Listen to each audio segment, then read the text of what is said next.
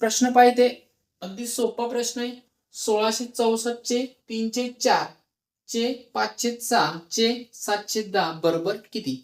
आता या प्रश्नामध्ये चे बऱ्याच ठिकाणी आलेले आहे, तर तुम्हाला काय करायचंय, ज्या ठिकाणी चे आलेलं आहे तिथे तुम्हाला काय करायचंय, गुणाकार करायचा आहे. तर इथे बघा याला कसं लिहिता येईल, 1664 गुणेला 3/4, इथे पण गुणाकार 5/6 गुणाकार 7/10.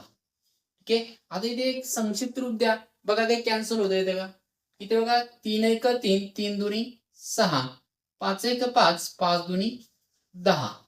अंशामध्ये काय राहते, 1664 गुणेला 7 आणि छेदामध्ये बघा इथे 4 बेदुनी हे 4 होतात, 4 चौक 16 होतात. म्हणजे छेदामध्ये किती राहणार आहे, 16 आहे. 16ने जे 1664 ला जर भागलं तर याचं उत्तर मिळेल तुम्हाला 104. 16 1 16 आणि याला जर भागलं तर 104 हे उत्तर तुम्हाला इथे मिळेल. म्हणजे ते 104 गुणेला 7 हा जर गुणाकार केला तर उत्तर किती मिळते, 728.